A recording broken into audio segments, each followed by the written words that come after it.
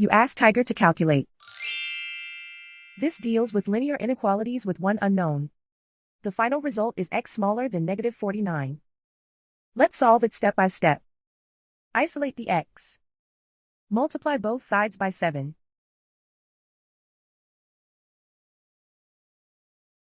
Group like terms.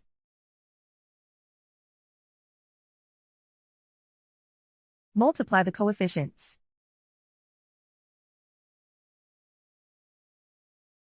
Simplify the fraction.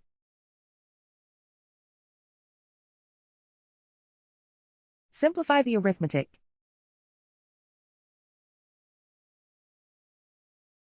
Plot the solution on a coordinate grid. And so the final result is x smaller than -49.